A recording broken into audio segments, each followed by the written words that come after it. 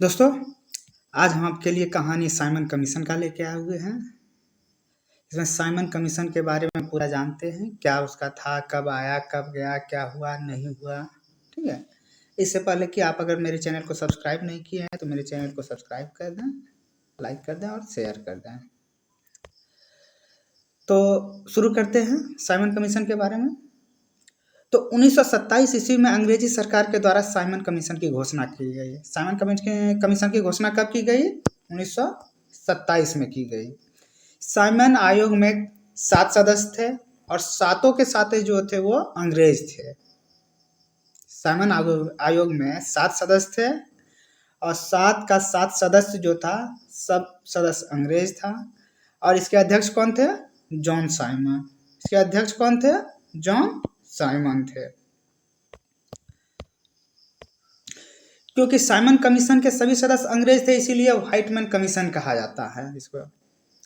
Simon commission को Whitman commission क्यों कहा जाता है? क्योंकि इसमें सारा का सारा जो सदस्य था सबके सब क्या थे? अंग्रेज थे। साइमन कमीशन का गठन भारत में स्वशासन की स्थापना कैसे की जाए इस पर सुझाव देने के लिए किया गया था। साइमन कमीशन का जो गठन किया गया था वो भारत में स्वशासन की स्थापना किस प्रकार की गई जाए इसके लिए किया गया था, सुझाव देने के लिए किया गया था। 1927 में कब? 1927 में कांग्रेस का सालाना अधिवेशन मद्रास में होता है और जिसके अध्यक्ष एम ए अंसारी होते हैं। 1927 में कांग्रेस का सालाना अधिवेशन कहाँ होता है? मद्रास में होता है, जिसका अध्यक्ष कौन होते हैं? एम ए अंसारी जी होते हैं। इसके बाद जो होता है, कांग्रेस पार्टी ने साइमन आयोग की आलोचना की। जब साइमन आयोग का मतलब गठन हो गया 27 में, तो कांग्रेस पार्टी ने इसका आलोचना की। ठीक है, तो वही कह रहा, कांग्रेस पार्टी ने साइमन आयोग की आलोचना की है, इसका बहिष्कार की घोषणा की तथा 1927 में कांग्रेस के सालाना अधिवेशन मद्रास में किया। यानी कि इसका जो बहिष्कार करने का जो प्लानिंग बनाया गया, कब बनाया गया? 1927 के मद्रास अधिवेशन में। साइमन आयोग के बहिष्कार करने का जो मन बनाया गया था वो कहाँ बनाया गया था? 1927 के मद्रास अधिवेशन में ही बना लिया गया था। 1927 के मद्रास अधिवेशन में गांधी जी भाग नहीं लिए थे। 1927 के मद्रास अधिवेशन में गांधी जी भाग नहीं लिए थे। क्यों नहीं लिए थे? उस समय गांधी जी कहाँ थे? पुणे में थे गांधी जी। पुणे में क्या कर रहे थे? रचनात्मक कार्य, जिसे सामाजिक कार्य भी कहा जाता है। रचनात्मक कार्य कर रहे थे और पुणे में ही कुछ सवर्ण युवकों द्वारा गांधी जी के ऊपर बम फेंका गया। गांधी जी बाल बाल वहां बच गए। तो गांधी जी के ऊपर बम कहाँ फेंका गया था? पुणे में। किसने फेंका था? सवर्ण युवकों ने फेंका था। पुणे में गांधी जी क्या कर रहे थे? सामाजिक कार्य कर रहे थे।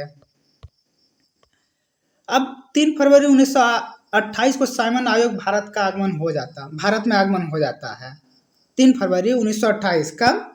3 फरवरी 1928 को साइमन कमीशन का भारत आगमन हो जाता है।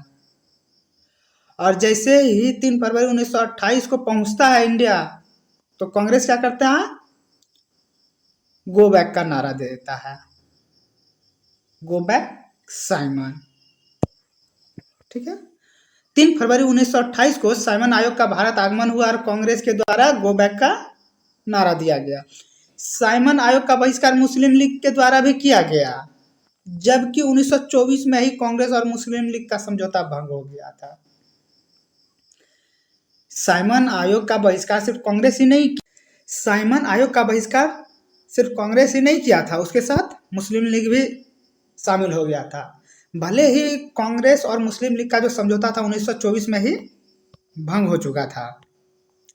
साइमन बहिष्कार आंदोलन जो है सबसे ज्यादा पंजाब में सफल रहा। कहाँ सफल रहा? पंजाब में। और पंजाब का नेतृत्व कौन कर रहे थे? लाला लाजपत राय कर रहे थे। लाला लाजपत राय पुलिस की लाठी से बुरी तरह क्या हो गया? घायल हो गया और उसकी मृत्यु कब हो गई? 30 नवंबर 1928 को। साइमन बहिष्कार आंदोलन सबसे ज्यादा सफल कहाँ रहा? पंजाब में रहा, जहां का नेतृत्व लाला लाजपत राय कर रहे थे। लाला लाजपत राय पुलिस की लाठी से बुरी तरह घायल हो गए और 30 नवंबर 1928 को उनकी मृत्यु हो जाती है।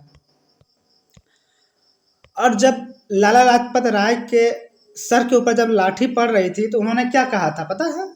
कहा था मेरे सर के ऊपर पड़े लाठी का एक एक प्रहार अंग्रेजी सत्ता के ताबूत में अंतिम कील साबित होगा। क्या बोला था? मेरे सर के ऊपर पड़े लाठी का एक एक प्रहार अंग्रेजी सत्ता के ताबूत में अंतिम कील साबित होगा। टाइप क्वेश्चन देखते हैं इसी से रिलेटेड। तो है पहला आपका साइमन कमीशन की घोषणा कब हुई थी? साइमन कमीशन की घोषणा कब हुई थी? 1927 में। कब हुई थी? 1927 में हुई थी। साइमन कमीशन कब भारत आया? साइमन कमीशन भारत कब आया? 3 फरवरी 1928 को। कब आया? 3 फरवरी 1928 को आया। ठीक है। साइमन कमीशन में कितने सदस्य थे? साइमन कमीशन में कुल 7 सदस्य थे और सभी के सभी अंग्रेज थे, इसीलिए इसे व्हाइटमैन कमीशन भी कहा जाता है। अगला आपका साइमन कमीशन के अध्यक्ष कौन थे? साइमन कमीशन के अध्यक्ष कौन थे? John Simon. कौन थे? जॉन साइमन थे। John Simon. 1927 के मद्रास अधिवेशन की अध्यक्षता किसने की? M.A. अंसारी। किसने किया था? M.A. अंसारी। M.A. अंसारी। ठीक है। आगे चलते हैं। अगला आपका साइमन बहिष्कार आंदोलन सबसे ज्यादा सफल कहाँ रहा? पंजाब में। कहाँ रहा? पंजाब में सबसे ज्यादा सफल रहा। वहां के नेता कौन थे? लाला लाजपत राय थे। कहाँ पर गांधी जी के द्वारा युवकों द्वारा बम फेंका गया था? पुणे में।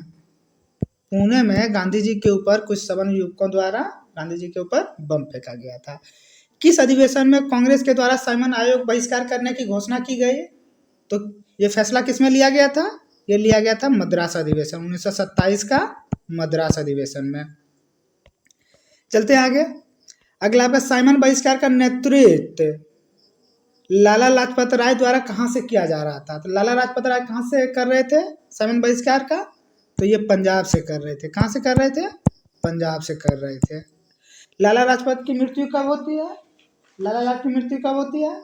30 नवंबर 1928 को। कब होती है? 30 नवंबर 1928 को हो जाता है। ठीक है। तो दोस्तों सब आज का लास्ट सवाल है, किसने कहा था मेरे सर के ऊपर पड़े लाठी का एक एक प्रहार अंग्रेजी सत्ता के ताबूत में अंतिम कील साबित होगा? तो ये लाला जी का ही था। किसका था? लाला लाजपत राय ने ही कहा था। जब उनके ऊपर लाठियां बरसाया जा रहा था उसी समय उन्होंने कहा था मेरे सर के ऊपर पड़ी एक एक लाठी का प्रहार अंग्रेजी सत्ता के ताबूत में अंतिम कील साबित होगा। ठीक है। तो दोस्तों आज का बस यहाँ समाप्त होता है। बस अब हमें विदा चाहिए। जय हिंद, जय भारत।